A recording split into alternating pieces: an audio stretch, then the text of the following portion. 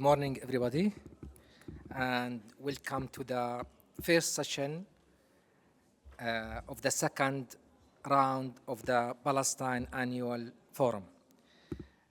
The title of this session is Palestine in the International Context, and we have three distinguished speakers.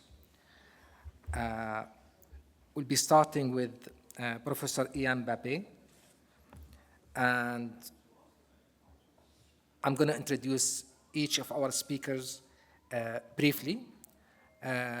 Dr. Ian Bape is the director of the European Center of Palestine Studies, University of Exeter, United Kingdom. Our second speaker is Mandy Turner, and Mandy is a senior researcher with Security in Context, a consortium of scholars analyzing peace, development, and security from a global South perspective. Turner centers her research around the political economy of conflict and peace and the situation in Israel and Palestine. From 2012 to 2020, she lived and worked in Palestine, after which she served as Professor of Conflict, Peace, and Humanitarian Affairs at the University of Manchester, UK, from 2020 to 2024. Her most recent book was an edited collection with chapters written mostly by Palestinian experts called From the River to the Sea, Palestine and Israel in the Shadow of Peace, which will be published in Arabic by the Arab Center for Research and Policy Studies in 2024. Our last but not least speaker is Jan Musa, Senior Research Fellow and Lecturer at the Institute of Political Science at the University of Bundeswehr, Munich, Germany. Busse worked previously in the Middle East and Africa Division of the German Institute for International and Security Affairs, SWP, in Berlin. From 2017 to 2022, he was a member of the Arab-German Young Academy of Sciences and Humanities. His research has been published in peer-reviewed journals such as International Studies Review, Middle East Critique, International Political Sociology, and the International Spectator. He is co-editor of the Mediterranean Special Issue MENA, Political Science Research, a decade after the Arab Uprising, 2021, with Andre Bank, editor of the volume, The Globality of Governmentality, Governing an Entangled World, Routledge 2021, and author of the research monograph, Deconstructing the Dynamics of World Societal Order, The Power of Governmentality in Palestine, Routledge 2018. We will be starting with Dr. Ian Bape, and Dr. Ian Bape is presenting a paper titled Power, Money, and Morality, the Pro-Zionist Lobby on Both Sides of the Atlantic. Dr. Bape, you have 15 minutes. The floor is yours. Thank you. Thank you, Marwan. Thank you all for being here, and thank you to the Annual Palestine Forum for inviting me. It's a great pleasure to be here once more in the second round of the forum. The situation today in the world, which I'm sure many of you are familiar with, is a clash between probably two coalitions when it comes to Palestine. One coalition could be called Global Israel. And Global Israel is a coalition of governments in the global north, multinational corporation, security firms, military industries, Jewish communities, and evangelical Christian communities, some governments in the global south. And this is a powerful enough coalition to provide immunity to Israel for its policies on the ground. And as we can see, this immunity, at least until this very moment, allows Israel to continue its genocidal policies in Gaza.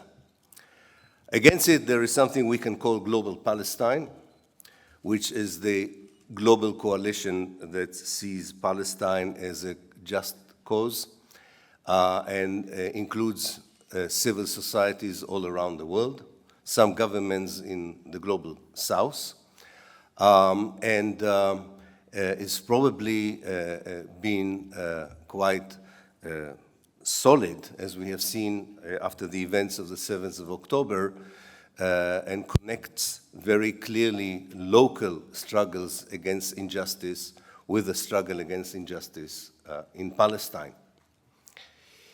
As an historian, I'm interested in the Global Israel Coalition, less in its more recent editions. And by recent editions, I mean the economic, financial, military factors that sustain the support for Israel, namely multinational cooperation, financial institution, military industries, and so on. I don't undermine their importance in providing immunity for Israel, but I don't think that they are the foundation for what I call global Israel, this coalition that maintains Israel. Unlike probably political economists and people with the more Marxist tendencies, I still believe that ideology is very important here, as well as theology.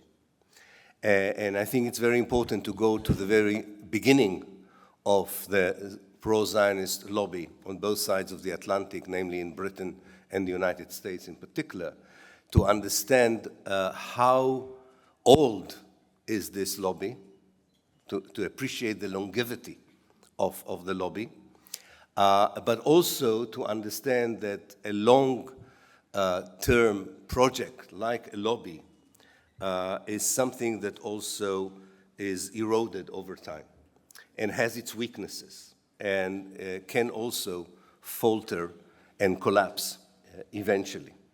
But it's important to understand its roots and the fact that the roots go very deeply both in terms of history and in terms of theology and ideology. So it's not just about the usual interest that we attribute to supporters of Israel, strategic interest, financial interest, military interest. Again, I'm not saying that they do not play a role.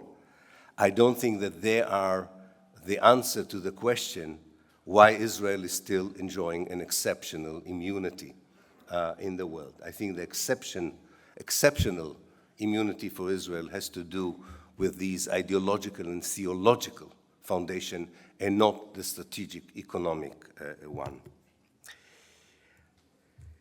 The first point to remember, and I think is very important, is that Zionism as a political project did not begin as a Jewish project.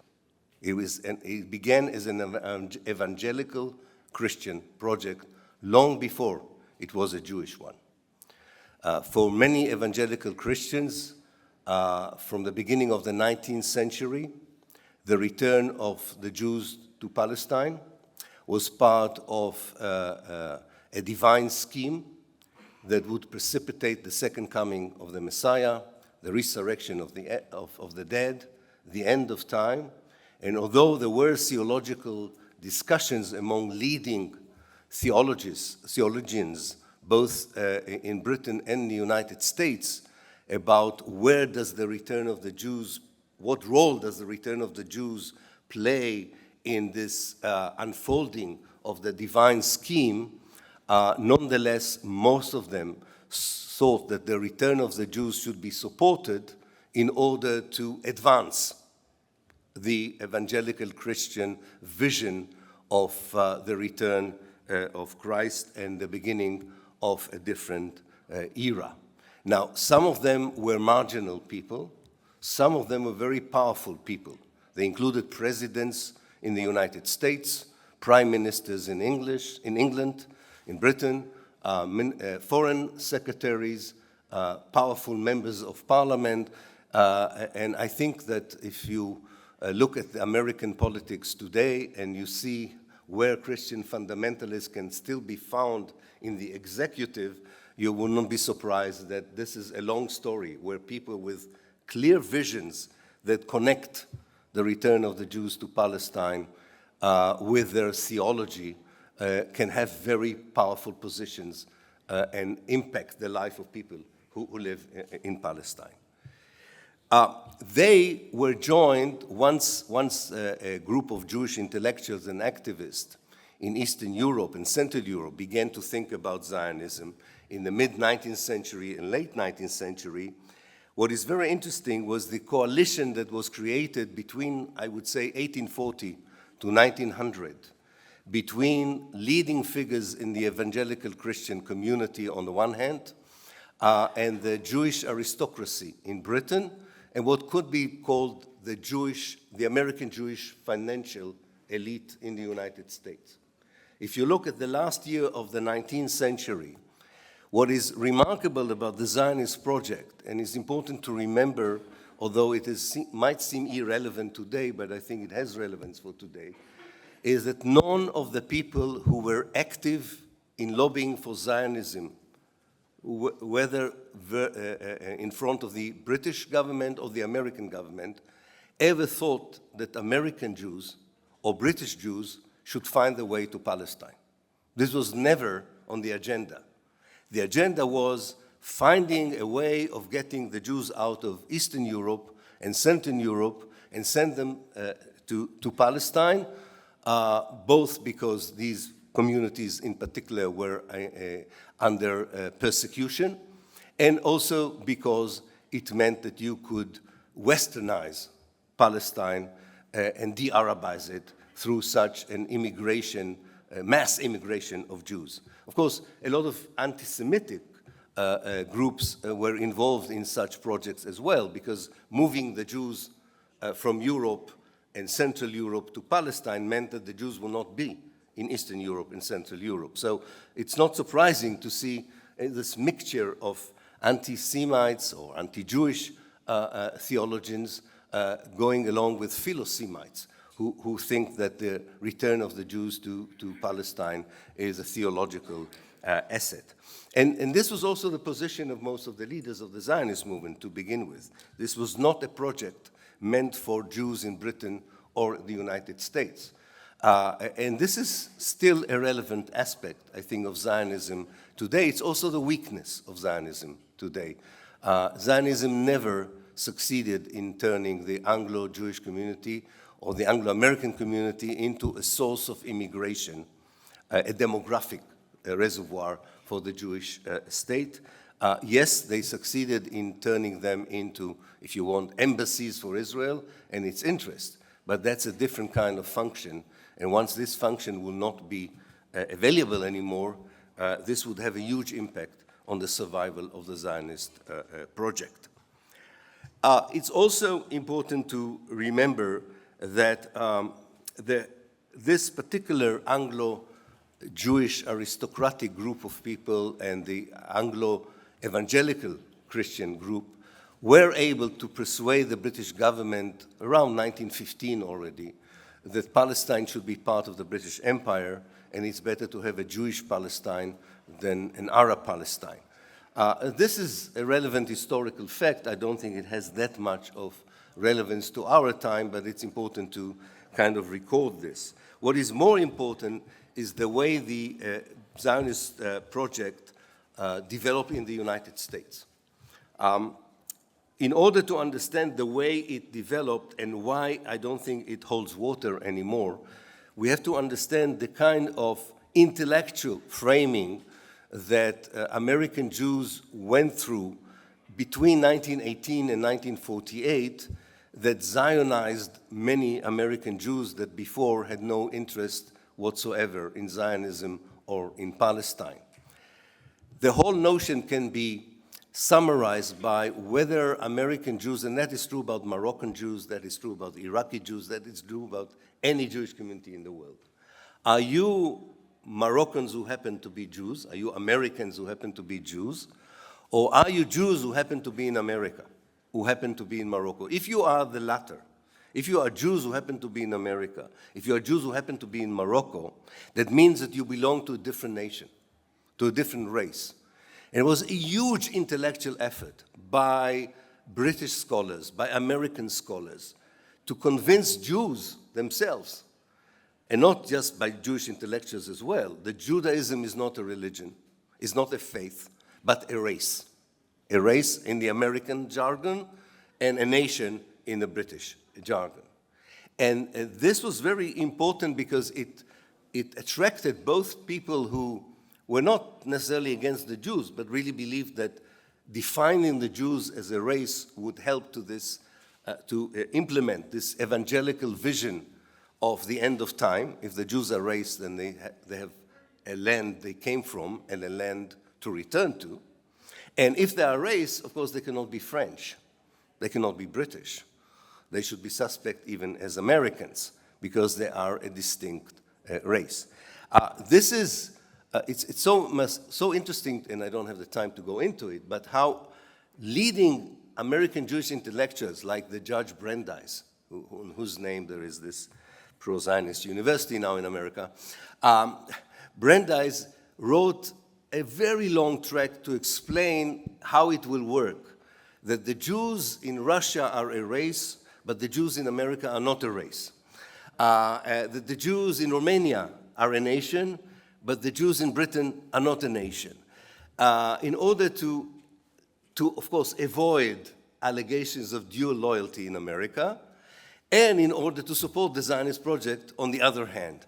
It is the most convoluted essay you've ever, as a teacher in the university, I would have sent it back to him to rewrite it. But it's an exposure of an insoluble contradiction that Zionism created for Jewish identity and the role of Jewish communities in lobbying for Zionism and later Israel. And this is, I think, one of the reasons that the younger Jewish generation in America find it even less easier to support Israel, because that conundrum that Brandeis was pointing to was not solved and could not really solve. What I think is very interesting about lobbying with such a long history, there are two features which are very worth watching in the future about the ability of this lobby to be that kind of particular pillar in what I call global Israel, to be such an important pillar in the immunity Israel enjoys in the global north.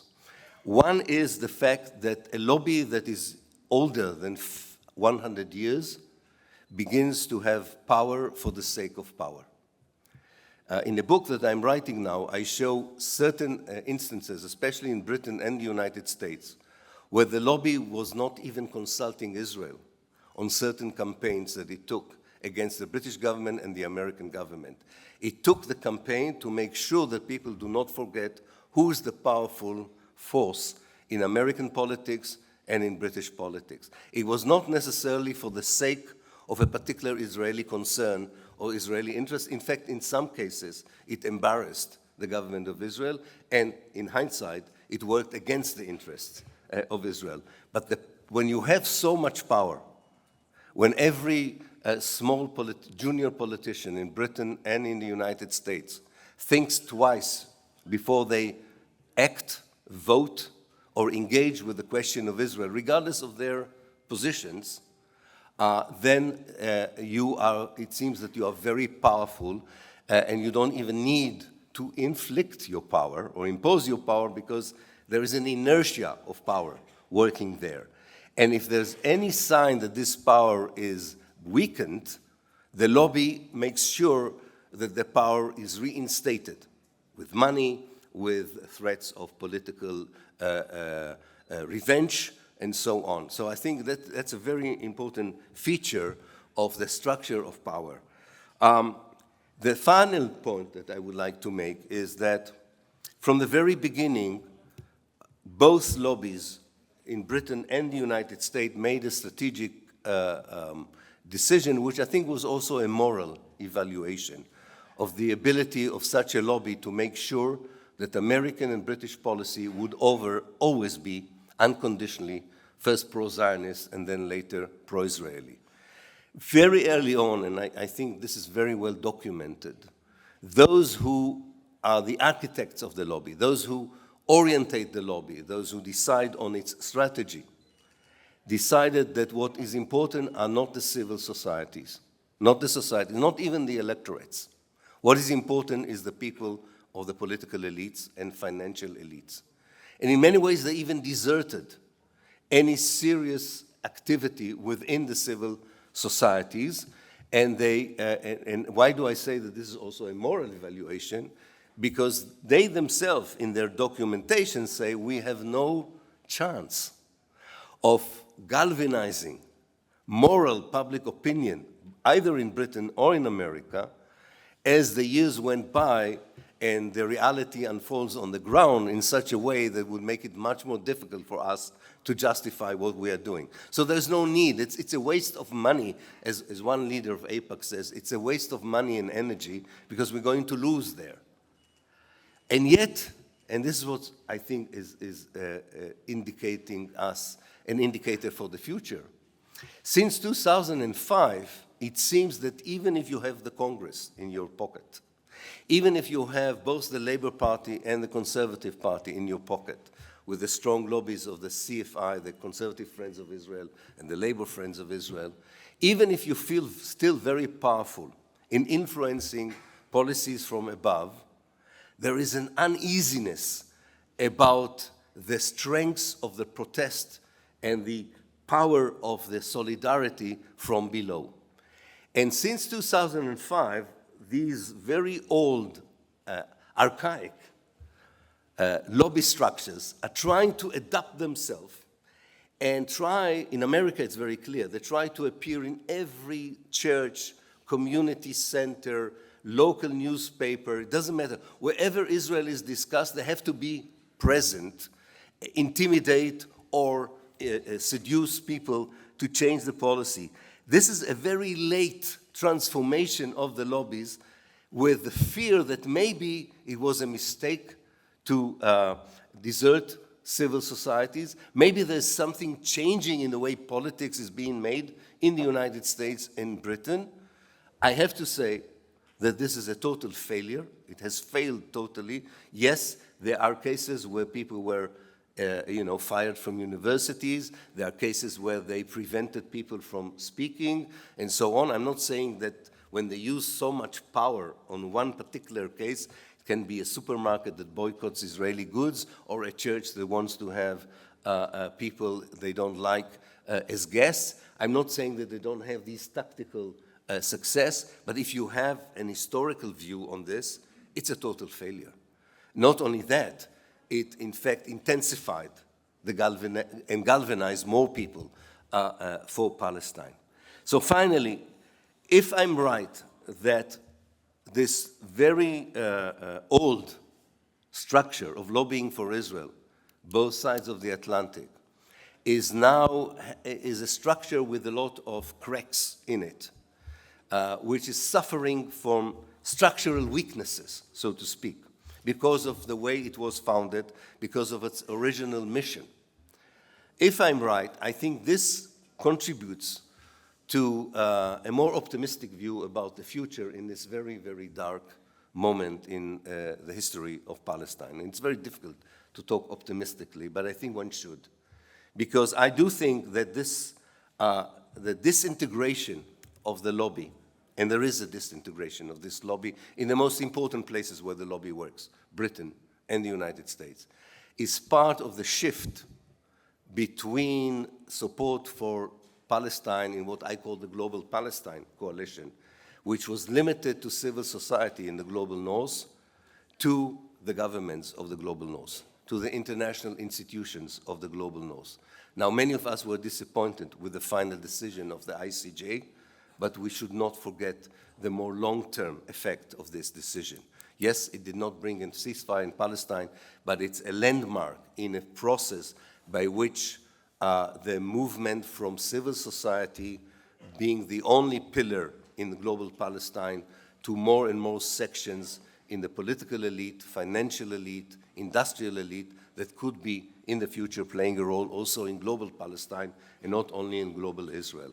And the reason that this is going to happen is that the delegitimization of Israel that intensifies by the day, also because of the events of Gaza, is part of a number of indications that lead me to say that we are watching the beginning of the end of the Zionist project in Palestine. The beginning of the end is a dangerous moment, because structures like Zionism are going to fight ruthlessly exactly because they understand that the government is not functioning, that there's no social cohesion anymore in Israel, there is the loss of international legitimacy, they have lost the young Jewish generation in America and in Britain and in other parts. So they are going to be particularly vile, ruthless, and vicious, and it will take some time before the big collapse is happening. And these things, we know it from history. But it will happen. There's very little doubt in my mind, and I'm not saying this as an activist, and I'm not saying this as a relentless optimist. I say it as a scholar who has been watching Israel from the inside for 45 years. This project is crumbling. This project is falling apart quicker than we think, was falling apart before the 7th of October. Ironically, the events of the 7th of October stopped the disintegration of the Israeli Jewish society for a moment, but the disintegration is now resuming, is continuing, which also raises a huge question for the day after, because disintegration and collapse creates voids. And voids are being filled very quickly if there's no one there to fill them. And this is on the Palestinian national movement to be ready for that historical moment, because if the Palestinian national movement would not be ready, the void could be filled by other forces, or the void would be a space of chaos that can linger on for a very long time, as we have seen in some of the neighboring countries in the Mashriq. So I will end by saying this is a history of 120 years of lobbying based on money, fear, intimidation, theology, and some genuine support for people who were persecuted. I don't undermine this part of it, but it is working in the last 50 years. It works on inertia rather than in self-learning, self-analysis. It seems to be successful, that it's enough to have this inertia, but I think recent years have shown us that this lobby is falling apart, and I don't think the Zionist project can be sustained without that lobby. Thank you very much. Thank you very much, Ian, for that informative presentation, and I'm sure it will generate many questions which we'll be trying to answer after that. Our second speaker is Mandy Turner, which I have already introduced. Mandy will be speaking about the politics of the Israel-Palestine conflict in the UK, understanding hegemonic and counter-hegemonic struggles, 7th October to 11 November 2023. Mandy, the floor is yours. Thank you. I think Ilan has very well set me up for what I'm going to talk about. He's given a good broad overview of what's been happening in the United States and in the United Kingdom. And I'm going to go a bit deeper into what we've seen in the UK in the past few years, but also since October. So basically, we all know that the UK has always supported Zionism and Israel against Palestinian Arab self-determination, and I don't need to rehearse a historical record here because everybody's well aware of the Balfour Declaration, the British mandate over Palestine, and of course we're sitting next to a historian who started his academic life writing about this. But I think Ilan is absolutely right. The tide is turning in the UK towards public support for Palestinian rights and against Israel. Opinion polls are telling us this. The growth in membership of Palestine solidarity groups is telling us this.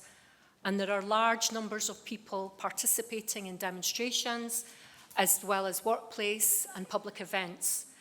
And support for BDS is gathering momentum in trade unions now. There's many motions being passed to support boycott, divestment and sanctions. So we're seeing an acceleration of a process that we've seen developing over the last 20 years. Now, of course, as Ilan very well established, this is not the same for the UK political establishment, but I'm going to come back to that in a minute. But I want to emphasise that the UK is going through a huge change in terms of public opinion. And this is very significant, I think, because until very recently, until I would say around 20 years ago, the dominant hegemonic perspective in the UK was to support Israel. Now, we know that Zionism is a Christian Zionist perspective rather than a Jewish one. But after the Second World War, we did see support for Israel grow and embed itself in all sectors of UK society. We saw it from the political left to the political right. We saw it in the elites, in the public, and in civil society groups such as trade unions. And I want to come back to trade unions in a minute because their role in this has been actually quite significant. Now, there has always been opposition groups, but these were quite small and very marginal until, I would say, about 15 years ago. It's only really in the past few decades that we've seen a mass movement emerge which campaigns for Palestinian rights, and it's gaining support and gathering momentum, especially in the last 4 months. If we even just think about the creation of the Palestine Solidarity Campaign, for example, it was only created 20 years ago, and it's now one of the biggest pro-Palestine groups in Europe. It has done a huge amount to shift the narrative, particularly with the British trade union movement. Their trade union delegations to Palestine were absolutely crucial in this shift, and this shows us that activism can work. I know because I went on the second trade union delegation to Palestine in 2008, and the other delegates on that trip were from the Fire Brigades Union, the FBU, and they were pivotal in pushing forward a BDS motion in the Trade Union Congress in 2009. And the Trade Union Congress it still has an influence in UK politics. Because it's still the federation of all trade unions in England and Wales, so for them to support BDS from 2009 was a historic change. UK trade unions had long supported Israel through Labour Zionist links, as we know, and Trade Union Friends of Israel, known by its acronym TOFI, was an extremely powerful force inside the British Labour movement. But TOFI is no more. It's now called the British-Israel Trade Union Dialogue, and they have no support from any significant UK trade union. That's a huge change in UK politics. Now, of course, the problem is that this change in opinion is not happening at the level of the British establishment, the political elites, those who hold the reins of power, and those whose interests dominate UK foreign policy and set the agenda for politics in the UK. So what we've seen is that what we're witnessing is a fundamental clash. We're seeing an opposition between civil society and activist groups and elites, which has provoked really fierce battles in different sectors of UK public life, across the media, in the court system, in sports, in schools, in political parties, trade unions, local authorities, even art galleries and museums, and especially in universities, which I'm going to talk about a little bit in a minute. Now, I don't disagree with Ilan when he says the power of ideas are important, but I think you were being a little bit critical of Marxism. I think Gramscian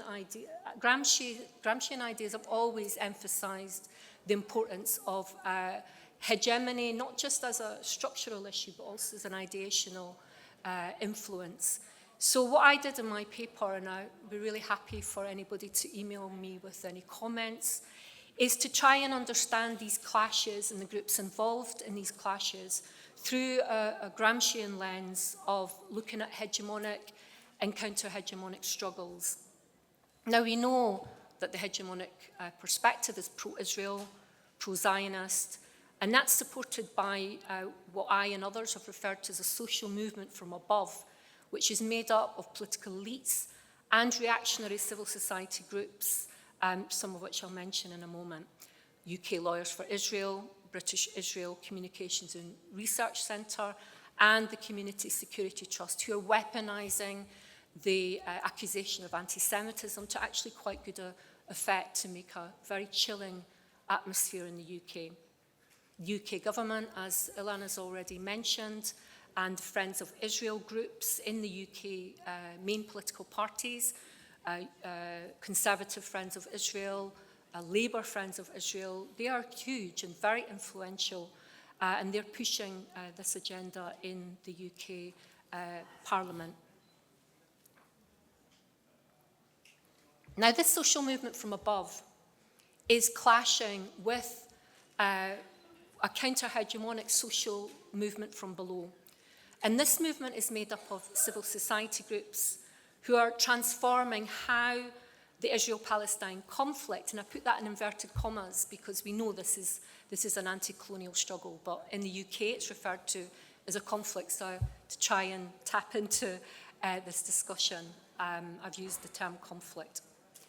And these counter-hegemonic forces are having success. We see that the polls are indicating a shift in public opinion, especially amongst people under the age of 30. And this is really important, especially amongst young Jewish British people as well.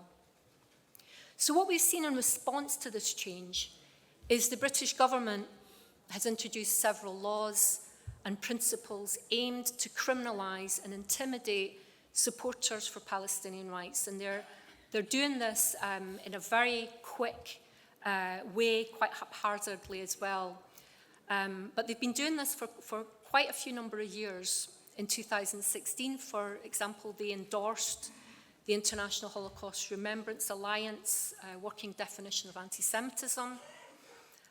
They were the first Western government to adopt this, the IHRA definition. And we know that this definition has been widely criticised for conflating criticism of Israel with anti-Semitism. Now, the British government, when it adopted it in 2016, it then insisted that all British institutions adopt it, particularly British universities, and there was a threat of the potential for funding to be withdrawn from British universities if they did not adopt it.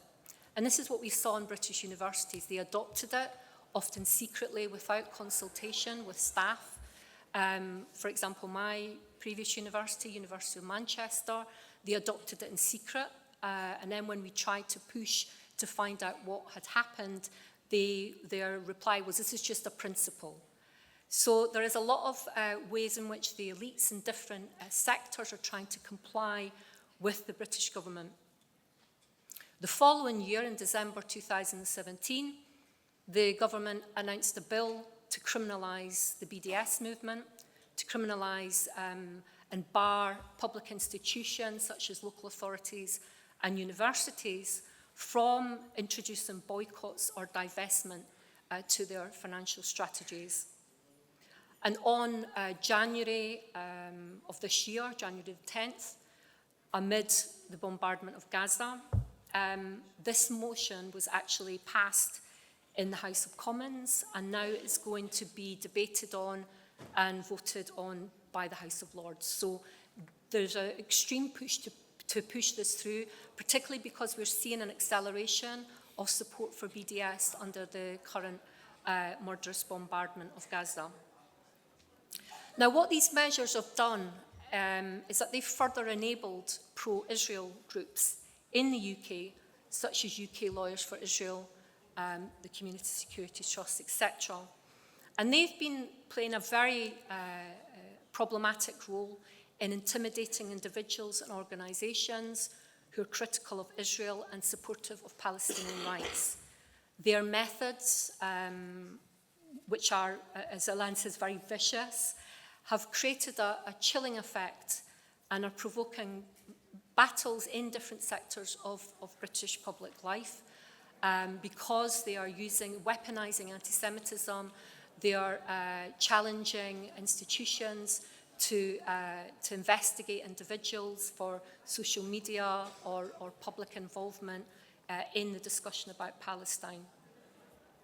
Now, of course, any of us that are from the UK or have been following UK politics will know that one of the most prominent examples that's continued to have an impact on the Labour Party, the second main political party in the UK, was the scandal around its former leader, Jeremy Corbyn, in which we saw accusations of anti-Semitism were weaponised by the right wing of the Labour Party to discredit Corbyn and undermine the party's left wing. And it was very successful in doing that. Al Jazeera, of course, had a documentary unveiling what happened in that. So what we saw, so this is the background to what happened after October the 7th, which really accelerated these dynamics that were taking place in the UK. And what we saw was that despite initial sympathy with Israel after October the 7th, there was increasing outrage amongst the British public who were horrified at the scale and the violence of Israel's military action in Gaza, and indeed in the West Bank and in Israel against Palestinians. There's been a lot more in the media, a lot more discussions in public life about the situation. In the first week of the war, for example, an overwhelming majority of the British public, 76%, supported a ceasefire in Gaza. And that number has remained very constant in the last 5 months. This is in exact opposition to the British political elite. So in addition to the very regular large demonstrations that we've seen take place across major cities in the UK, particularly in London, there's been sit-ins of railway stations and other civic spaces. There's been walkouts and occupations at schools and universities. We've seen solidarity statements from different sectors, trade union motions, fundraising events, and boycott activities. Actors and artists have used award ceremonies to make statements in support of a ceasefire and for Palestinian self-determination. Now, there's been various forms of direct action outside the factories and offices of the Israeli arms company, Elbit Systems, across England and Wales also. And this has accelerated what we've seen in the last 2 years. A group was set up called Palestine Action, which has been targeting and trying to highlight Elbit Systems as involved in Israel's actions against Palestinians. Now, many activists from Palestine Action have been tried in English courts for their direct action activities, with many getting acquitted under a jury trial. And this is purely because members of the public are more convinced by the defence used by the legal teams that the actions of these activists is aimed to stop Israel's war crimes against Palestinians. And I know this because their legal team used me as an expert witness in their cases. So we see that the public are convinced by the arguments. You don't see that so much if it's a magistrate trial. So since 7th of October, there's been more than 1,000 protests and vigils in support of Palestinian rights. And that was in a recent government press release, so it probably means there was many more of this. But of course, in stark contrast to these public displays of support for Palestine, as predicted, we saw the Conservative government and the main opposition party, Labour, have voiced unequivocal support for Israel. Indeed, most MPs toed their party's line and voted against a ceasefire motion in Parliament on November the 15th of last year. And there's too many examples of the politicians trying to justify Israel's war crime. Now, interestingly, the devolved governments of Scotland and Wales support a ceasefire, but Britain's foreign policy is the sole responsibility of the Westminster government, so they've not been able to influence the UK's policy in that regard. But despite this hostile environment, we saw the biggest demonstration in support of Palestinian rights in London on November the 11th. People of all genders, age groups, ethnicities and religions marched through London calling for a ceasefire. And the organisers, they reported that more than 800,000 people attended. Long gone are the days when pro-Palestine demos, which were largely attended by the usual lefty activists who are getting on a bit, myself included. Now we see young people taking up Palestine as the cause of this generation. Now, obviously, what we've seen is the British government is now announcing more measures against demonstrations. On Thursday this week, it's announced a new criminal justice bill to ban face coverings and fireworks and flares, etc. So this partisan position of the British government has actually set the tone for other workplaces, and what we've seen is a really vicious clampdown on criticisms of Israel or pro-Palestine events. There's been investigations of people in different sectors, censorship, vilification on media, sometimes known as doxing, rescinding of visas, even arrests under the Prevention of Terrorism Act. And this has all been undeniably racist because predominantly it's disproportionately affected Palestinians, Arabs, Muslims, and other people of colour. Myself, along with other colleagues, have written letters for lawyers defending people being investigated or deported. Now, sadly, as I say, a young generation of young activists are learning an important lesson that the institutions that we work in the UK, that we study in, are mostly run by a management who are either too scared to provoke government anger, or worse, that they hold the same pro-Israel, anti-Palestine views of the political elite. But I'm also optimistic like Ilan. I think despite these repressive measures, the UK government and the pro-Israel groups that are working at the moment will find it very difficult to prevent the further erosion of support for Israel amongst the UK public. Because while we see Western states doubling down on their support for Israel, there's also a growing solidarity movement with Palestinians amongst the population. And that's where my optimism lies. Thank you.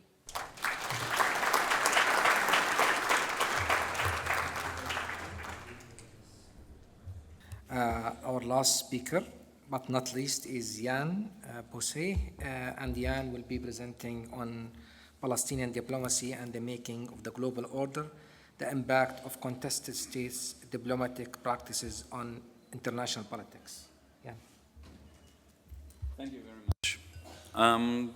As a starting point, I've been looking at the decades of Palestinian diplomacy since the 1960s from a point of view of international theory, which is basically my background. And I'm interested in how Palestinian diplomacy has affected international politics, but also international order as a whole. And as a starting point, you could look at the so-called internationalization campaign from 2011, where the Palestinian National Movement, Palestinian Authority, PLO, turned to the United Nations in order to request United Nations membership.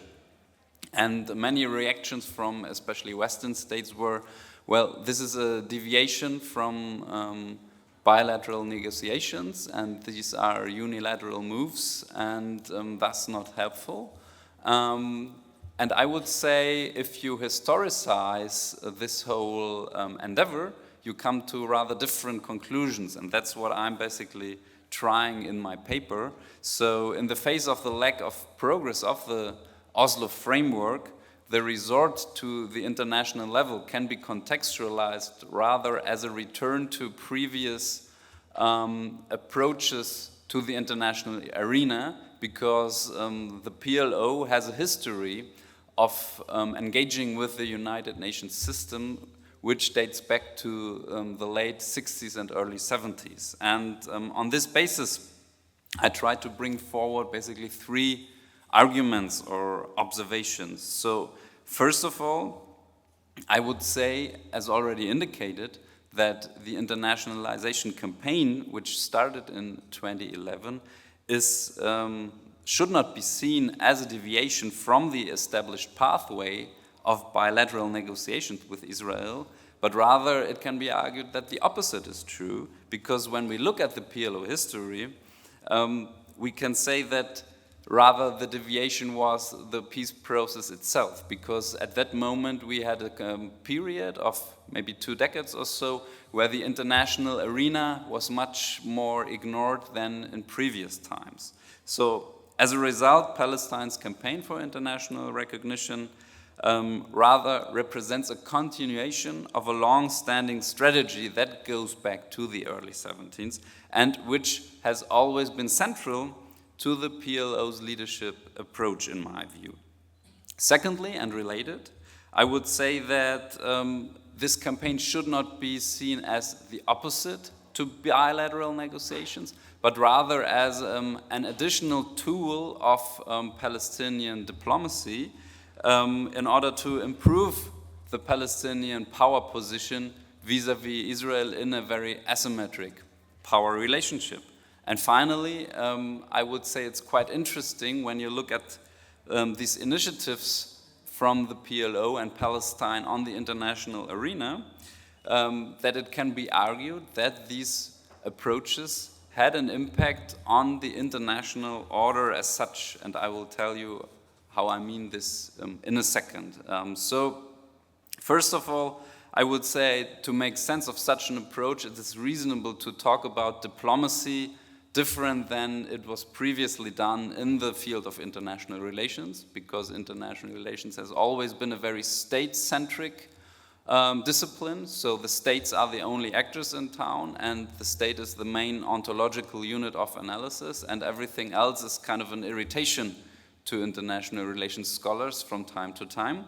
And unfortunately, there has been made some considerable progress in the discipline, and also when it comes to the study of diplomacy.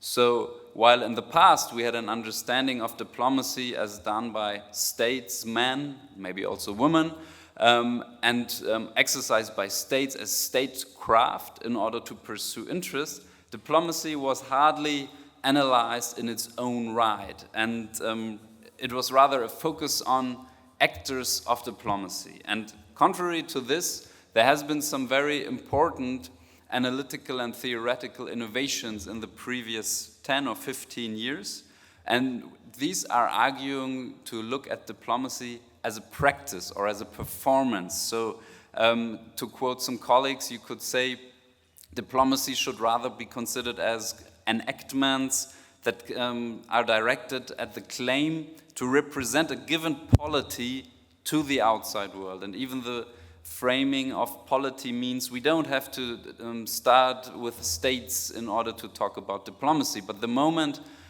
such a polity is exercising something that resembles like diplomacy, it should be regarded as such and not like non-state actor behavior on the international arena. So the performance of diplomacy matters in my view. There's a lot of debate about how to describe these actions like para-diplomacy or contested states diplomacy, but to me what matters is that the practice of diplomacy regardless of the actors themselves. And interestingly, when you look at actors like Palestine, if we call them contested states, despite being recognized by over 130 states internationally, you have an interesting dynamic affecting the international order. Because on the one hand, these actors strive for international legitimacy, for sovereignty and self-determination, and for this purpose, they make very much use of the symbols of the international order and the formal ways diplomacy is exercised. So this is reinforcing international order, which is kind of rules of the games. But at the same time, because there is a state that requests membership to a very exclusive club of states, this is also contesting the international order. So you have this kind of dual development of reinforcing and contesting international order at the same time. And I would argue that using a practice theoretical approach is very helpful in order to make sense of such dynamics in the end. So if we move on and take a closer look at the situation in Palestine, I think it is interesting to start basically with the late 1960s. And I find it quite interesting that already in October of 1968, the Fatah movement sent an open letter to the United Nations General Assembly, which not only justified the Palestinian right to self-determination according to the United Nations Charter and international law, it also emphasized that Fatah needs to be seen as a legitimate movement by the United Nations. So at a time when Fatah was still very much dominated by guerrilla warfare operations in the region itself, there was already the idea of striving for international legitimacy. And this approach was very instrumental for the PLO as such as well, even though there was contestation among the PLO leadership as far as I was able to reconstruct it. But already at that time, at the early 70s, Yasser Arafat said, we need to follow this approach. And he even described it to market it to his peers as a Fedai operation. So you could say that the United Nations have been considered as some kind of a battleground in this strive for international legitimacy. And if you look at the context at that time, it was very favorable for such an approach because it was the age of decolonization in the global south, and therefore the Palestinians could portray their struggle in the framework of the global anti-imperialist agenda, which resonated very well. And of course, this struggle is still ongoing, but the rhetoric is not resonating that well anymore because the international system has consolidated much more, as I would claim. For the PLO, this struggle for international legitimacy was important in two respects. So, on the one hand, the PLO strove to be understood as the sole representative of the Palestinian people, besides others. And on the other hand, the PLO hoped to be accepted as a negotiation party in general. And both basically were successful in the previous decades. But at that time, it is important to look at the year 1974 as a critical juncture in the diplomatic efforts and in the practice of diplomacy by the Palestinians, because we had the United Nations General Assembly Resolution 3210, which contained a very important shift from a focus on merely Arab refugees, as it was done before when it came to the Palestine question, to the Palestinian people. And at the same time, it was not anymore Jordan or the Arab League or Egypt that was seen as representing the Palestinians, but it was the PLO as such.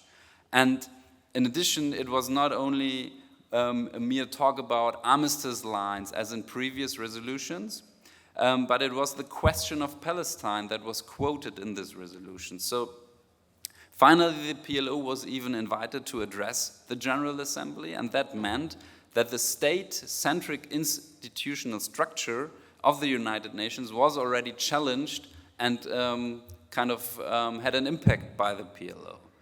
In addition, as you all know, this autumn of 1974 was also the period where Yasser Arafat addressed the United Nations General Assembly for the first time.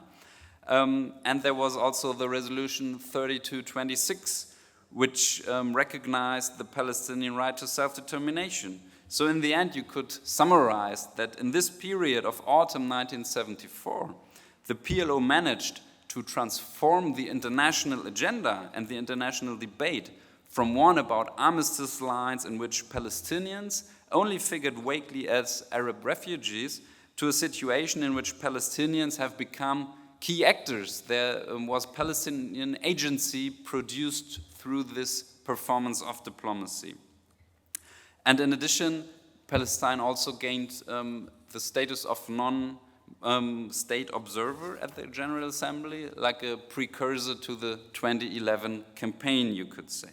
And jumping to this campaign, I think it is interesting to re-examine it insofar as it happened at a moment where the peace process was already obviously in a deadlock, and there was clearly perceived an unwillingness to progress with any kind of tangible negotiations in the view of the Palestinian leadership. So the resort to address the United Nations was at first rejected there was the signs that the full membership would be rejected. But interestingly, there was great support from not only from the global south, but from the BRICS countries. So Brazil, Russia, India, China, South Africa, thank you. Also showing us that something is happening on the global level. So we have a shift from a formerly bipolar order and after 1990, a US hegemony to a much more multipolar world. And I think this is recognized not only by scholars, but also by political decision makers. And in this regard, this acceptance from the BRICS countries has certainly been quite remarkable, despite the deadlocks on the level of the United Nations apart from this. When we look at the impact of these initiatives to the global order, I would say it definitely had an impact concerning the power relations between Israel and Palestine, most tangibly in my view because Palestine has been able to join different international organizations and also international treaties, most prominently in my view the Rome Statute of the International Criminal Court, which can now possibly direct investigations against Israel. Apart from this, I found it quite striking from a scholarly perspective that when Palestine was admitted to UNESCO, the reaction by Israel and the United States under the Trump administration back then was withdrawing not only support from UNESCO, but leaving UNESCO. And even though this was a temporary step which was reversed by the United States under the Biden administration, it was quite interesting to see the justification from the Biden administration, which said that they returned mainly because they wanted to counterbalance the international influence of China. So you see basically that there was this joining of Palestine having such an impact on a very important international institution in my view. So to conclude, I would say that we should revisit the internationalization campaign not as a deviation from previous strategies, but rather as a return to a strategy that has always focused on the international arena and international recognition on the United Nations level. And in this regard, it is rather an additional approach and not an opposite to bilateral negotiations, which have remained stalled ever since the past at least 10 years, I would say. And finally, I would say from a scholarly perspective, this case of the performance of diplomacy by the Palestinian Authority, by the PLO, is very much an example of a contested state having a considerable impact on the international order as a whole. And I guess the impact remains yet to be seen because this is definitely an ongoing development. Thank you. Thank you. Thank you, Jan. Thank you very much. We have about 25 minutes for questions and answers. So please try to make your questions as brief as possible so that we can give the opportunity to almost as many people as possible to ask. I will start with the middle. Yes, please. Yeah. Could you please introduce yourself and before you ask your question? I'll get back, yeah. Okay, thank you for all the speakers. My name is Dima Tahboud. I'm from Jordan, and my question is for Professor Pape. Despite the fact of your optimism about the disintegration of the Zionist project and what also Mandy said about the tides turning, the world has still allowed an unquestioned genocide to continue for more than 4 months. So you've spoken briefly about that when you said about the steps of the day after.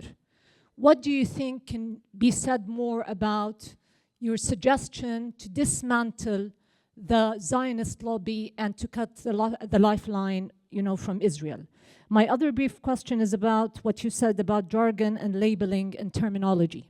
And I think that they are a war front on in themselves.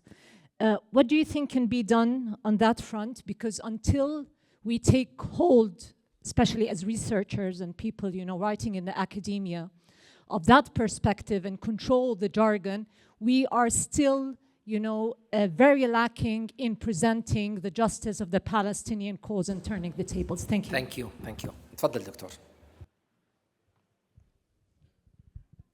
Thank you. I'm Khemar Abu Saada, Gaza, Palestine. I want to thank the speakers, all of them, very good presentations. My question is to Mandy Turner. You mentioned that the British people were horrified by what happened on the 7th of October, but what happened after that, you mentioned that raised a lot of things among the British people, saying protests in the streets of many British and European cities. My question to you is, does the British people see what's happening in Gaza? I mean, does the British media cover what's going on? The genocide, in my opinion, I lived it, I was there. What does it take to make the British people horrified by what's happening now in Gaza, as you just said that they were horrified by what happened on the 7th of October? Thank you. Thank you. دكتور تفضل. Thank you, Anna. Ahmed Azem, Qatar University. Actually, also to Ilam, the idea about the challenges that the Zionist project now facing. Also, at the same time, we need maybe, it is not a question, actually, it's just thinking about it. And we can see also transformation in terms of identity in the Arab world and the Middle East. There were a huge process of depoliticization before this Gaza war. We can see this in Saudi Arabia, we can see it in different countries, that a kind of not only economic liberalizations, also even the entertainment industry became a kind of national project now. So this is happening in the Arab world, the kind of depoliticization and also the transformation of religion and transformation of identity. For example, and this is maybe also for Jan, when we study countries like Indonesia, like India, we can see China even. We can see a huge work happening there, an Israeli lobby in China. China now is a major partner for Israel in too many economic sectors.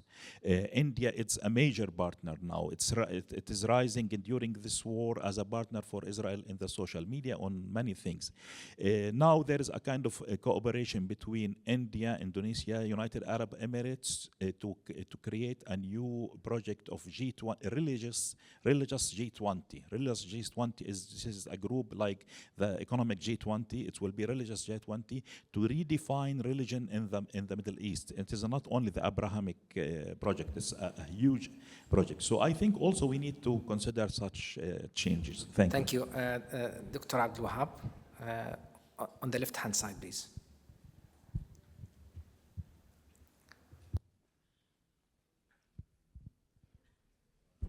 Thanks also Abdul Wahab from Doha Institute. Thanks for all the presenters. My question is directed to Ilan.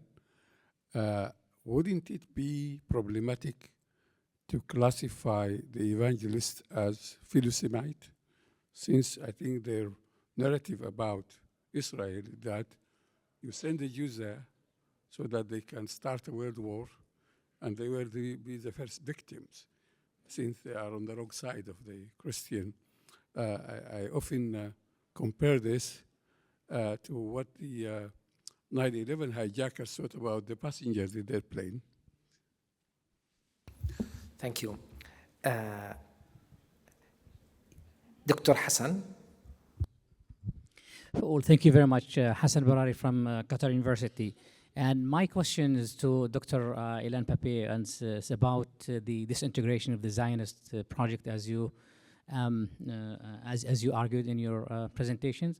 And I wonder if you mean by that what Baruch Kimmerling wrote in his book, The Invention and Decline of Israeliness. So you talk about the mono kind of cultural regime has come to an end, and then probably this is the time for a cultural war in Israel, or you mean that the whole progress is going to come to an end in Palestine? Thank you very much. Shukran, thank you. Can I have the mic here, please, in the middle?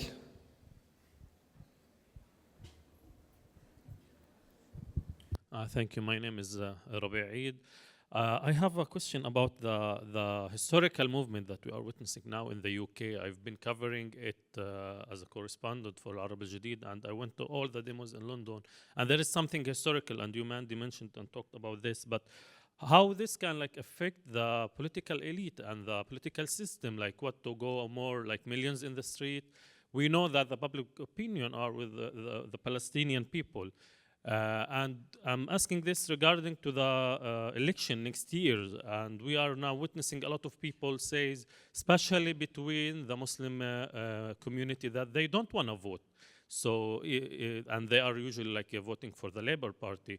How this can appear in the next election, and how we can see real change in the political system, as we know, like the pro-Israeli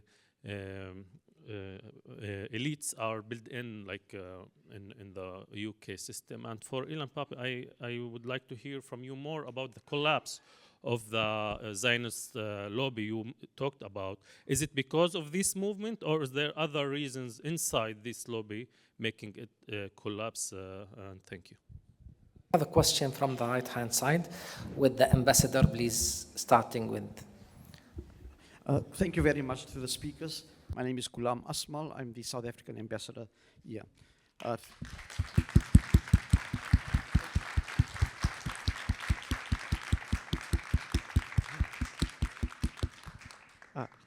Thank you for the acknowledgement that we have for the ICJ. Thank you to the speakers for very insightful contributions. I have two questions. One to Professor Pepe. Does the demise of the Israeli lobby, of the Zionist lobby, necessarily mean the emergence of a pro-Palestinian lobby? Or would it be diverted to some other cause, maybe climate change or some other activism? And secondly, I know that it seems a bit slow and tedious in the way social movement works. But is there parallels between the South African experience in converting social activism to political gains in the movement at the moment? Thank you very much. Thank you, Ambassador. Could you please, the lady here in the middle? Yes. Thank you.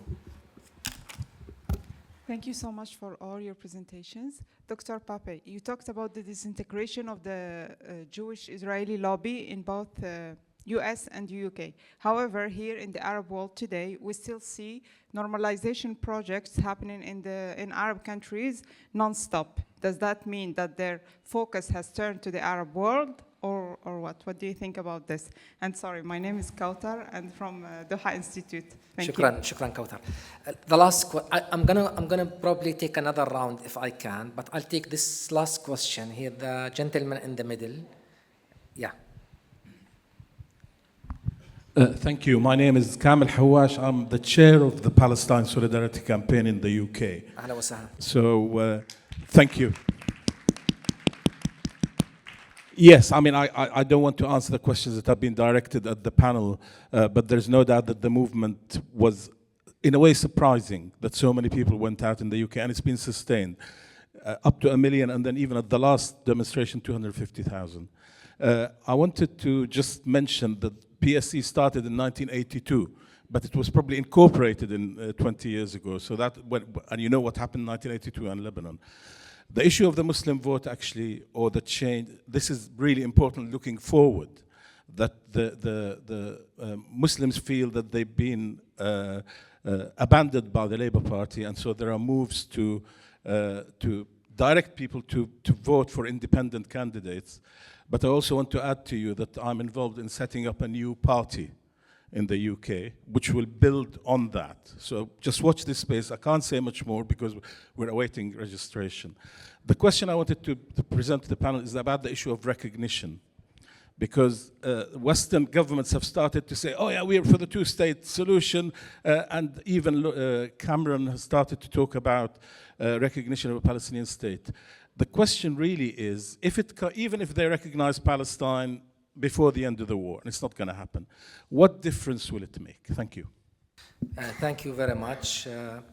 Not all questions are asked to be answered. Yeah, okay. So, because we have a very limited time for that. So if we can answer the questions that you feel like we need to answer them in about 5 minutes, I would appreciate that. Thank you. I'll get back to you. Yeah. Okay. Thank you. Thank you. Okay.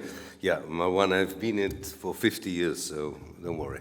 I know what constructive amnesia is made of. But I think that there's a common thread to the questions, and that's what I can do in 5 minutes. One, and it's a very important fact to mention again, although I said it, but maybe not clearly enough. When you talk about a collapse, when you talk about disintegration, it doesn't mean it's happening today or tomorrow.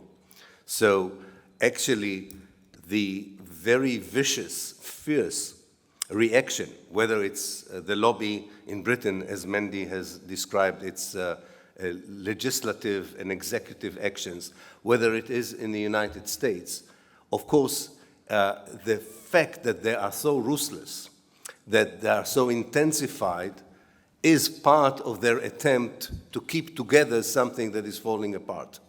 I'm not saying that it's falling apart today, and I'm not saying it's falling apart tomorrow, but as an historian, I fully understand processes, and the process is going only in one direction. And of course, they will do all they can to stop the process, because the lobby is the oxygen of the Zionist project in Palestine. So what happens when the oxygen is gone? So they're trying to breathe as much as they can into it. So I think it's very important to understand the time frame here. The time frame is not, I'm not a reporter who says this is gone, the project is over. No, I'm saying as an historian, we are in the midst of a process that goes only in one direction in terms of the deconstruction, the collapse. Will it lead to something, and there was such a question from the ambassador as well, would it lead to something better, positive? Well, decolonization in Africa, decolonization in Southeast Asia, decolonization in other parts will not always bring with it better post-colonial scenarios. I think we always hope in the case of Palestine that it would be different, that it would learn from the failures of decolonization elsewhere. But it's important to be ready for it, and it's very difficult to ask the Palestinians to be ready for it because so many of them are involved in a daily struggle of survival. And when you are involved in a struggle of survival, it's very difficult to strategize. It's very difficult to talk about the day after in terms of long-term vision. That's my first point, which I think is important. Secondly, and I think this also goes to the question of language and the question of South Africa and transformation and so on. Even in the case of the solidarity movement with South Africa, we should remember how it began in the West. There was a lady in Ireland who refused to do the count for a customer in an Irish supermarket because she had products from apartheid South Africa. And she refused to do the bill. And she was fired. And the next day, many other people walked out because it was a supermarket chain. And 21 years passed between that action and the decision of the Irish government to impose sanctions on South Africa. We are what I believe we are very much in the middle of the B and D in the BDS, the boycott and the divestment, and that increases every day. Just this morning, there was a report about McDonald's, Domino's, and Starbucks have been losing serious profits because of boycott that is connected to Palestine. Look at that report. It's a very important report.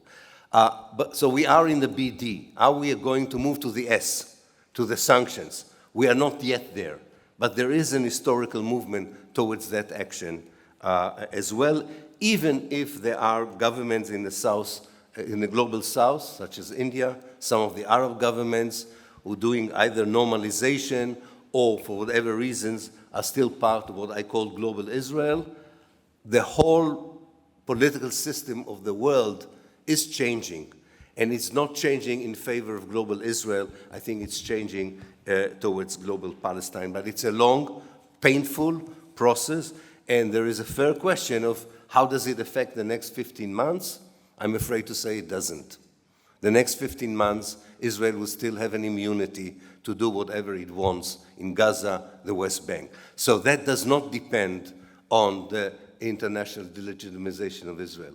That depends on the resistance movement in the West Bank, inside Israel, Hezbollah, the allies of the Palestinians in the region. I don't think that the change in the international immunity to Israel is a matter for 15 months. It's a project, it's a process, it will take place, but it will take 5 to 10 years to my mind, and not 15 months. So we have to separate our actions to stop the genocide from our understanding about the historical process of the disintegration, not only of the lobby, but also the Zionist project altogether. And I will finish with the question of language, because I think it's a very important one. We have changed, I think, the discourse in the way we talk about Palestine in the academic world, including in the global north, including in the West. We are not using the same language that the politicians are using. We are not using the same language that the mainstream media is using, and I believe that we will eventually also influence that language. I'm not saying that the word is mightier than the sword, or the keyboard is mightier than the sword, but I think it's important to continue with this, because eventually the language that we are using, namely we're not talking about peace, we're talking about decolonization, we're not talking about the diplomatic process, we're talking about decolonization, we're not talking about the only democracy in the Middle East, we're talking about the only apartheid racist state in the Middle East. When we are using these terms and we insist on them, we begin to influence organizations such as Amnesty International, Human Rights Watch, and this is our work. We did it. They wouldn't have used these language without the insistence of the civil society, the pro-Palestinian civil society, on these terms. And if you get to the international organization, you will eventually get to the political level. We have to remember the young kids who march in, and with this I would end, the young kids who march for Palestine in Washington, New York, London, could be the politicians of the future. And it's very important to remember that they are coming from a social background, political background, that for some of them would also open careers towards positions of power. And what I was saying in my presentation and in a book that is coming out, that the lobby that the Zionists have built, the Christians and the Jews have built 120 years ago, is not apt to deal with the visions, the words, the ambitions of this young generation.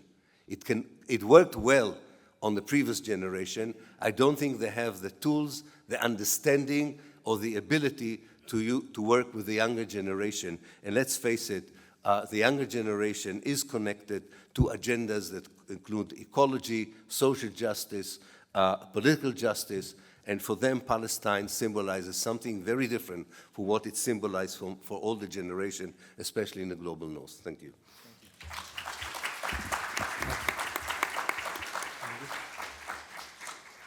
Yes, please. Thank you. I'll address those three questions that were kind of directed towards me. First of all, I want to apologise to our friend from the PSC. You're absolutely right. There's a longer history there than the modern one.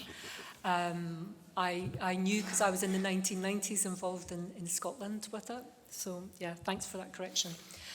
I want to really focus attention on the issue of the relationship between public opinion and elite change. We know that this is a problematic relationship.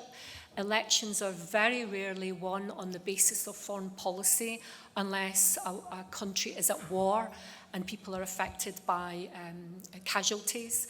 So it's very rarely that an election will be won on the basis of foreign policy. However, a couple of people from the audience have pointed out that in the UK what we see is it's highly racialized about the support for Palestine. And this hasn't gone unnoticed by lots of people working, especially in the Labour Party. I think the Labour Party is going to have problems in this upcoming election, just like Joe Biden will have problems in the United States.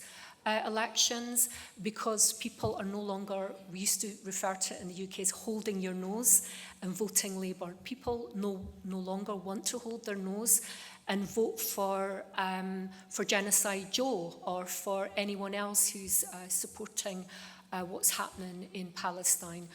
I do think that the sea change, as Ilan said, it's going to take a while to move through. This is not something that's going to happen in the next year or even 18 months. This is a long-term process.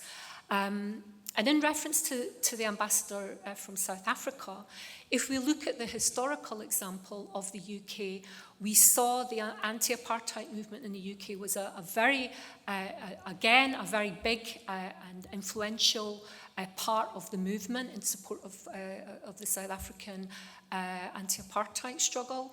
But they were also banned by the British government. Let's not forget that in the 1980s, we had a Thatcher government which banned the anti-apartheid BDS strategies.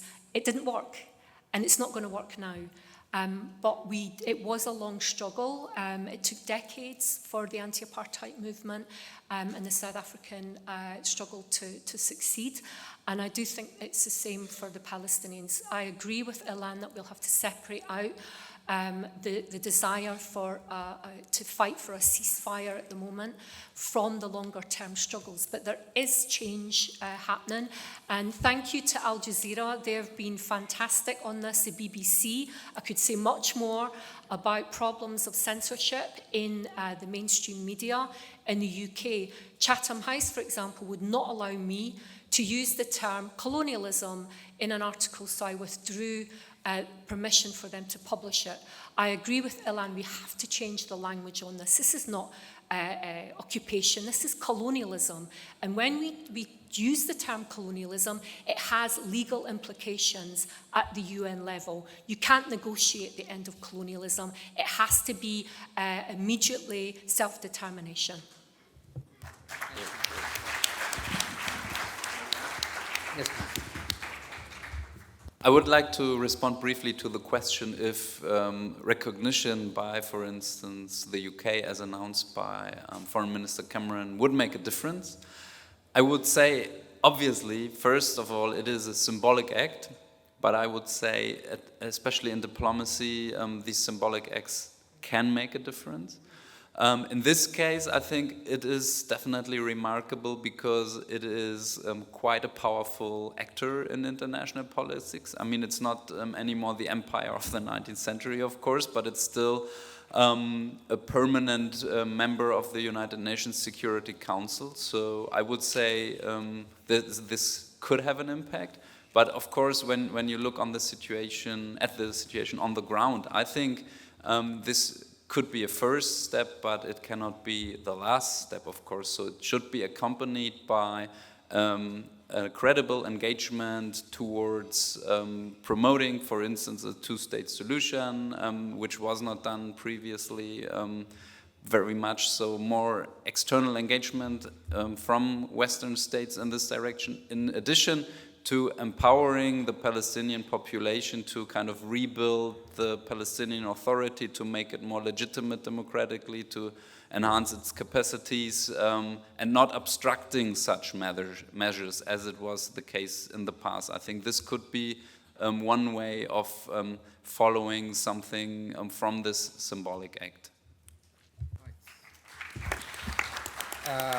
Thank you very much. I'm afraid we are running out of time, so I won't be able to take another round of questions, so apology for those whom I couldn't give the opportunity to ask.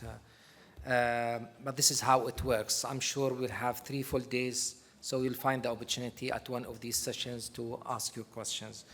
We are going to go for, first of all, thank you for the panelists, Ilan, Mandy, and Jan, for the very interesting, informative presentations. We are going for 15 minutes break, and then we'll come back for our second 4-track session. Thank you very much.